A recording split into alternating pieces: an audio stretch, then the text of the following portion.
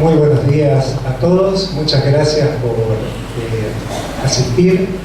Como decano de la facultad quiero darle la bienvenida formal a todos y a todas. Para nosotros es realmente un honor poder contribuir con digamos, esta gesta reivindicativa, ¿no es cierto?, de reclamo en solicitud del acceso al suelo justo para todos. Nosotros, en principio, me gustaría darle la bienvenida a las autoridades municipales, provinciales también, agradecer la bienvenida de todas las asociaciones que han concurrido de distintos lugares del país. Sabemos que no es fácil trasladarse y poder participar en estos eventos. A nosotros frecuentemente nos invitan muchas veces a participar en eventos que se hacen en otros lados y no siempre podemos concurrir, así que valoramos el esfuerzo de venirse. Y especialmente también quiero agradecer al personal de la facultad que se ha prestado a organizar el evento. Hoy es un día de asueto en la ciudad, así que realmente se han puesto toda la voluntad para colaborar con la organización de este evento y les agradezco mucho. Para mí, digamos, es un tema muy querido.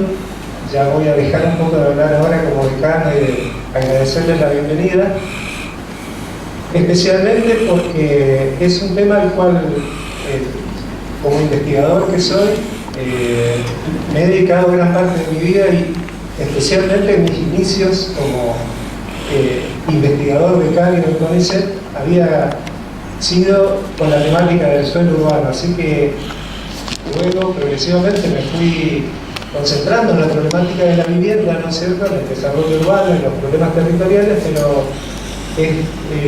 preparar un poquito esta conferencia fue como reencontrarme con algunos viejos trabajos, así que desde ese punto de vista para mí, además de un placer de recibirlo, es un gusto exponer y espero que sirva para algo estos aportes que quiero hacer.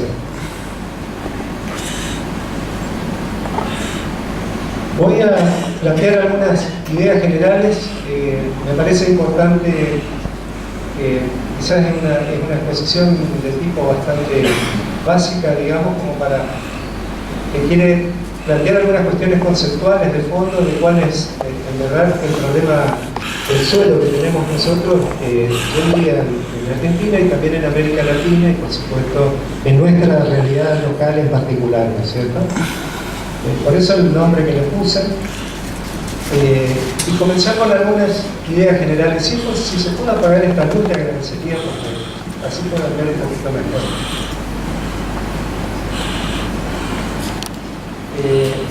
En primer lugar, una cuestión que me parece fundamental señalar es que el suelo es imprescindible para toda actividad humana, ¿no es cierto? No hay forma de realizar actividades.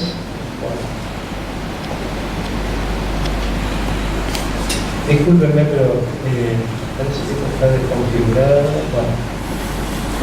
Bueno, vamos a hacer el el suelo es imprescindible para toda actividad humana, ¿no es cierto? Digamos, no hay actividad humana que no requiera el suelo para la realización. Por lo tanto, digamos, es el elemento esencial para la realización de la vida humana. Y como se señala un poco ahí abajo, hoy en día hay un amplio debate en el mundo entero de tratar de transformar esa idea de que el suelo es un recurso natural a la idea de que el suelo es un bien común de la sociedad, ¿no es cierto?, de toda la humanidad. Yo diría que me voy a centrar en ese debate que es muy largo y muy extenso, pero no hace más de 250 años atrás la mayoría del suelo del planeta era bien comunitario. Y desde entonces ha sufrido un largo proceso de apropiación privada que lo ha ido transformando precisamente en eso, ¿no es cierto?, en un, como se suele decir, un recurso natural que en verdad tiende más bien a naturalizar la idea de bien común imprescindible para la realización de las actividades, ¿no es cierto? Este es un debate conceptual que hoy se está dando en la mayoría de los centros académicos de investigación, ¿no es cierto? Así que me parece importante empezar por ese punto de partida. Por eso mismo, entonces podemos decir que debemos referirnos al suelo como un bien común que justamente ha sido susceptible de apropiación privada, y eso lo ha estado transformando en estos últimos siglos cada vez más en una mercancía. Es hoy en día imprescindible para la realización de toda actividad que se la considere como una mercancía dentro del presupuesto inicial de cualquier actividad, ¿cierto? Ahora bien, cuando hablamos de suelo tenemos que distinguir bien, digamos, el suelo rural o el suelo natural, como se suele decir, pero llamémosle rural, que es un suelo poco adaptado, ¿no es cierto?, al suelo urbano, que sí es un suelo adaptado, que ya no es tanto un suelo desde el punto de vista originario, sino que ha sufrido un proceso de producción, ¿no es cierto? Es decir, básicamente estamos hablando de algo que ha sido transformado a partir de un proceso productivo, y esa transformación básicamente tiene que ver con las adaptaciones que se realizan, y esas adaptaciones son las infraestructuras principalmente, ¿no es cierto? Ahí ustedes tienen listado más o menos las infraestructuras básicas que requiere cualquier suelo urbano, ¿no es cierto? Todo lo que tiene que ver con las vías de comunicación, el espacio público, la energía eléctrica, el agua potable, las cloacas, los desagües, las telecomunicaciones, el gas, ¿no es cierto? Y podemos enumerar bastantes más. Pero toda esta infraestructura es lo que forma parte de un proceso productivo que transforma el suelo para que nosotros lo podamos utilizar en el contexto urbano, ¿no es cierto? Ahora bien, ese proceso productivo va acompañado de un proceso de valorización económica, ¿no es cierto? En nuestro contexto, en Argentina, en América Latina, ese proceso de valorización lleva a un incremento de aproximadamente entre 15 a 30 veces el valor de lo que es el suelo rural, ¿no es cierto? Veremos que no todo el mundo es así. Este proceso de valorización son muy diferentes de acuerdo a los países. Ahí ustedes tienen una comparación en base a investigaciones del Lincoln Institute de cuánto aproximadamente vale el suelo en metros cuadrados en ciudades de América Latina y cuánto vale, por ejemplo, en algunas ciudades de Estados Unidos, donde obviamente incluso la infraestructura es más completa aún, ¿no es cierto? ¿Por qué razón, digamos, el suelo es mucho más barato en los países desarrollados que en América Latina, donde el déficit generalmente de infraestructura es importante? Bueno, ahí hay que entender que en ese proceso de valorización algunas cuestiones tienen que ver con el proceso productivo en sí mismo, y hay otras cuestiones que tienen que ver con una componente adicional, que es la que vamos a mirar un poco ahora. Veamos los factores objetivos.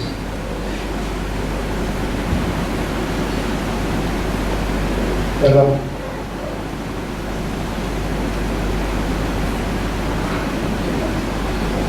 Llegó el intendente, así que si quieren los recibimos y, no sé, dejo a consideración.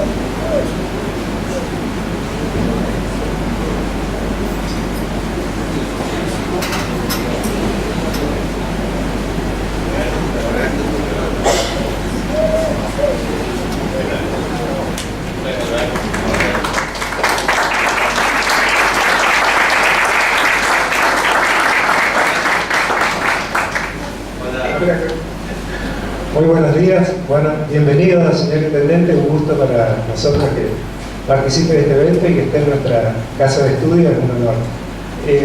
Continúo con la exposición en la que estaba.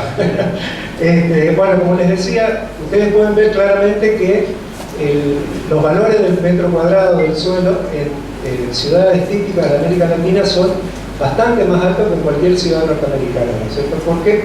Precisamente porque el costo de producción, digamos, no es, tiene incorporadas algunas cuestiones adicionales que es la que vamos a mirar cuáles son, ¿no es cierto?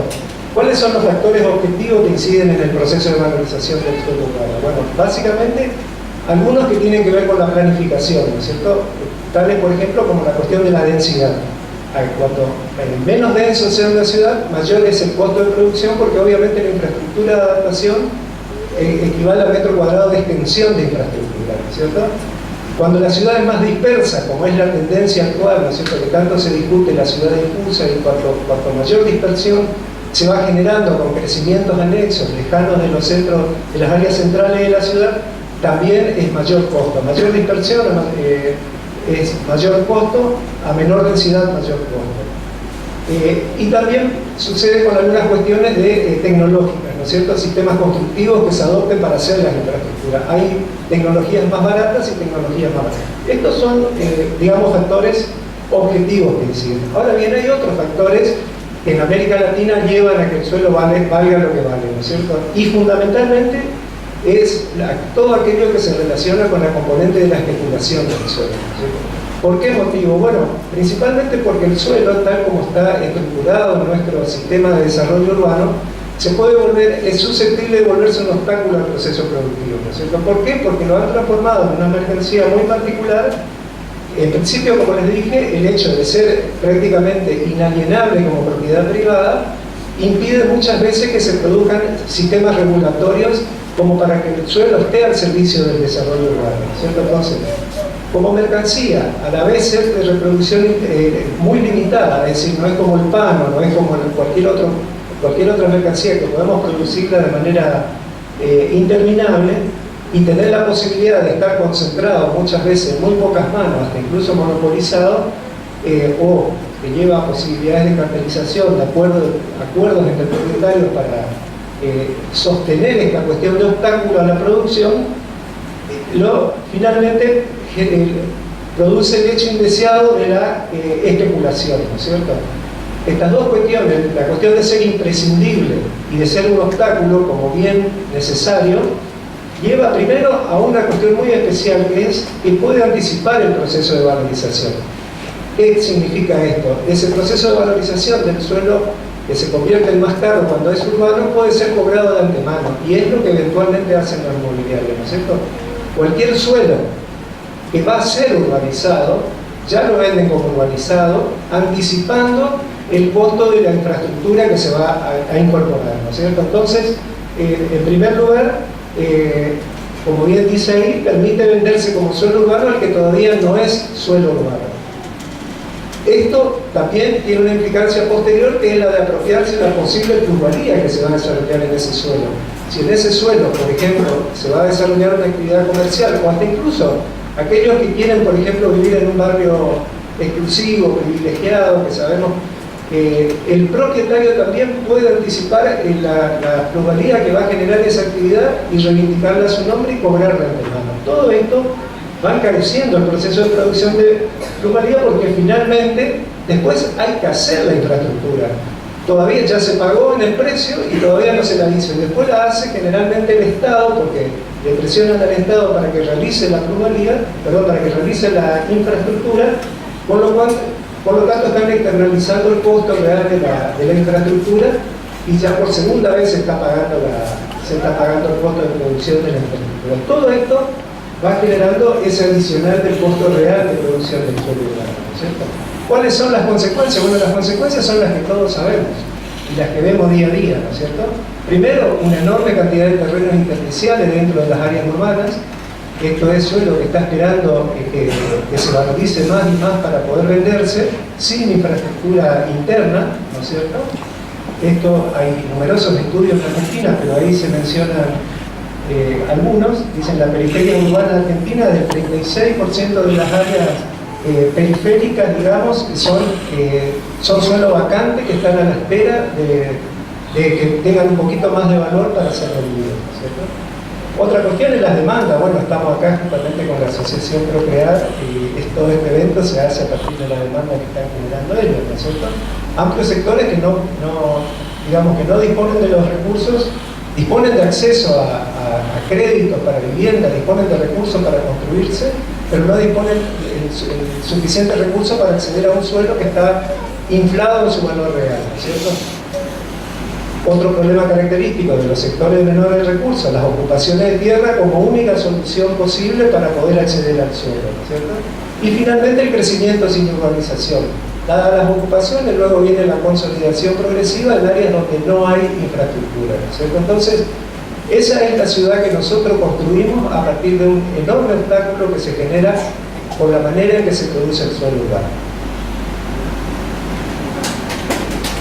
Eso nos lleva a nosotros a una cuestión muy básica y muy elemental de que si no hay regulación sobre este proceso de producción, no vamos nunca a tener una ciudad justa, ¿no es cierto?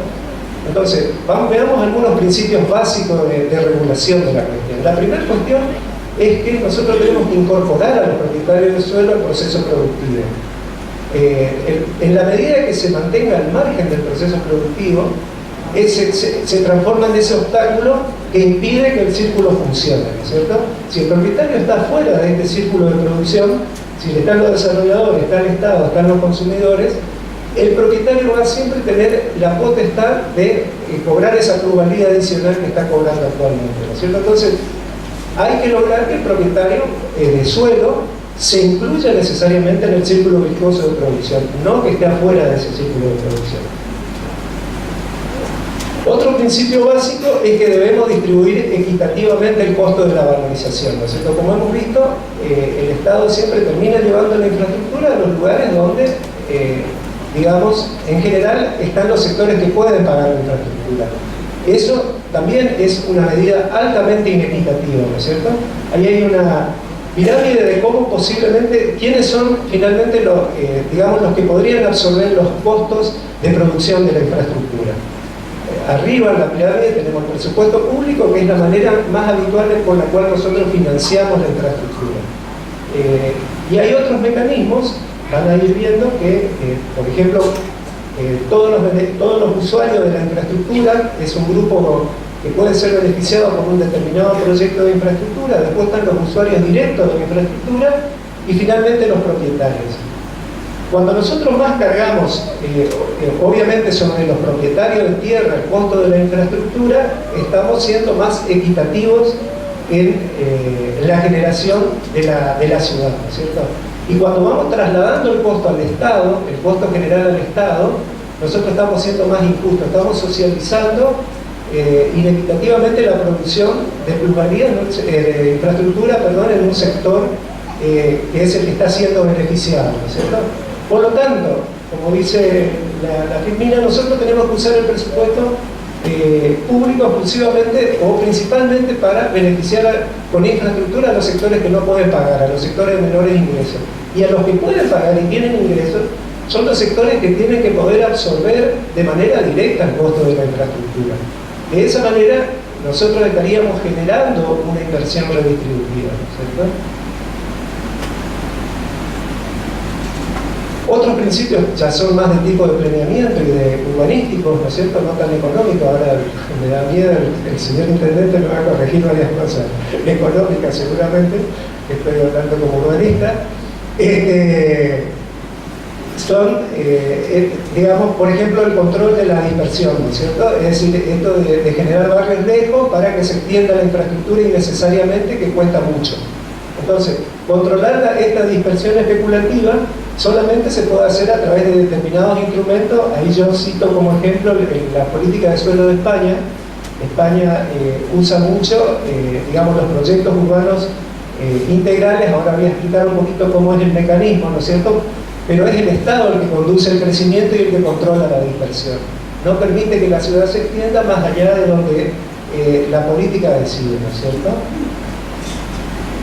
Bueno, finalmente, otro principio básico, por supuesto, ya lo argumenté bastante, es la urbanización de asentamientos informales, porque esto obviamente incrementa de manera considerable la cantidad de suelo servido. Generalmente los asentamientos son áreas muy concentradas, muy densas, y urbanizar y consolidar a la población en sus lugares de residencia con una buena política integral es una manera de ampliar la oferta de suelo de manera muy considerable. Sabiendo que son demandantes de suelo, ¿no es cierto? Bueno, veamos qué instrumentos, vimos un poco los principios de regulación, qué instrumentos nosotros disponemos para poder desarrollar suelo de calidad, digamos, para una ciudad justa. El más típico es el consorcio público-privado. Bueno, este es el modelo español, ¿no es cierto? Los españoles congelan el precio del suelo de antemano, lo permite la ley de suelo española solamente.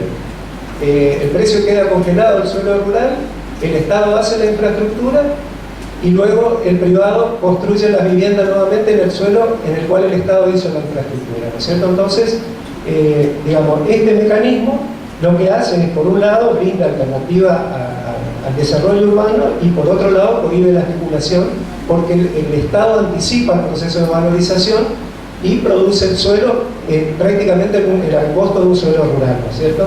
Entonces, el Estado hizo la infraestructura, viene el privado nuevamente, después desarrolla la parte edilicia y oferta en el sistema de mercado. Bueno, este es el mecanismo que utilizan ellos, que el consorcio público-privado es un mecanismo muy utilizado en muchas partes del mundo. Esto es de los brasileños, el impuesto predial progresivo, ¿no es cierto? No en todo Brasil, pero en muchas partes. Esto está aprobado por ley en el caso del Plan Estratégico de San Pablo, en el cual se sanciona la ociosidad del suelo servido, ¿no es cierto? Tanto los inmuebles que no están edificados como los inmuebles que están subutilizados o que no están ocupados, están desocupados, todos tienen que pagar un impuesto por estar utilizando innecesariamente la infraestructura que se creó, ¿no es cierto? Entonces, el impuesto predial progresivo obliga a aquellos que están en esta situación a poner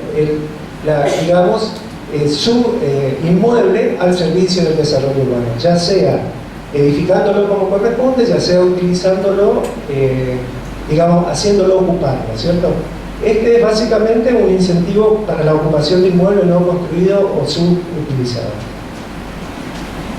Otra cosa, que esto es más novedoso aún, esto sí fue aprobado en el año 2015 recién en Brasil, lo están implementando en San Pablo, es el coeficiente de socialización de plusvalía. Allí el Estado fija un coeficiente básico de aprovechamiento. Ustedes, por ejemplo, conocerán el Código de Planeamiento. El Código de Planeamiento en muchas áreas de la ciudad permite construir solamente hasta 2 plantas, ¿no es cierto? Y en determinadas áreas se permite construir edificios y densificar. Entonces, ¿qué hace este mecanismo? Este mecanismo pone como mecanismo básico las 2 plantas para toda la ciudad. El que va a explotar la infraestructura por encima de ese valor tiene que pagar un valor adicional, ¿no es cierto? Ese valor adicional, luego veremos, se constituye en un fondo que sirve para redistribuir la construcción de infraestructura. Pero acá alguien está pagando por sobreexplotación de la infraestructura, ¿no es cierto? Otro instrumento de gestión, este es un instrumento de equidad, digamos, que nosotros lo tenemos en nuestra legislación, es la contribución por valorización o mejora. Bueno, esto es básicamente tratar de ¿se acuerdan de la pirámide, no es cierto? De que a quien le toca paga, ¿no es cierto? Es decir, a quienes se le va a hacer infraestructura, que a través del proceso de contribución de valorización por mejora, digamos, va reintegrando lo que el Estado le está haciendo como inversión. Hay muchos mecanismos de cobros y de formas de implementación de este instrumento, que es bastante usado por nosotros, solamente que hay que complementar con las infraestructuras para los sectores que no pueden pagar, ¿no es cierto? También esto es brasilero, bueno, acá no cité las fuentes, las zonas especiales de interés social son prerrogativas que se toma el Estado para declarar determinadas zonas con normativas específicas para poder urbanizar áreas que están deterioradas, ya sea por villas, por asentamientos, ¿no es cierto?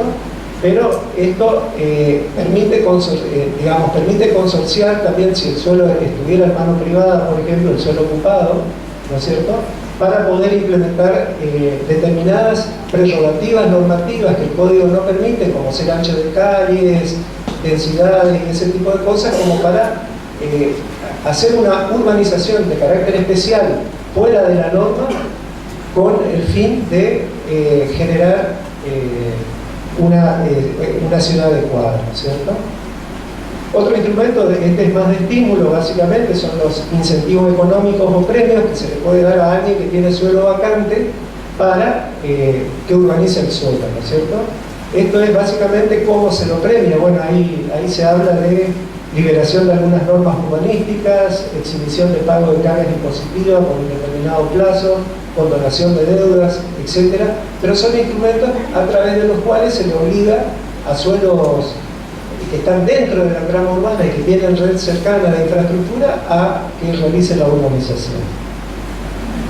Y finalmente, este es más bien el que junta todo, digamos. Toda la recaudación del municipio a través de estos impuestos y de estas cuestiones que hemos estado hablando es la creación del Fondo de Financiamiento de Infraestructura Urbana. Esto lo propuso ya la Secretaría de Asuntos Municipales en la gestión anterior a nivel nacional, para que los municipios constituyan, está muy bien estudiado el mecanismo, lo constituyan dentro de sus organismos, cómo se constituye este fondo dentro de la legislación argentina actual para poder financiar la construcción de infraestructura. Esto es básicamente, digamos, sobre todo en los sectores que más falta hacer, ¿cierto? Bueno, eso es principalmente mi exposición. Yo lo que traté es un poco de plantear el problema, por qué el suelo se vuelve un obstáculo, una dificultad en el desarrollo urbano de nuestras ciudades, por qué genera la ciudad que genera y cuáles son las posibilidades que nosotros tenemos de solucionarlo, ¿cierto? Así que espero que sirva de contribución. Muchas gracias.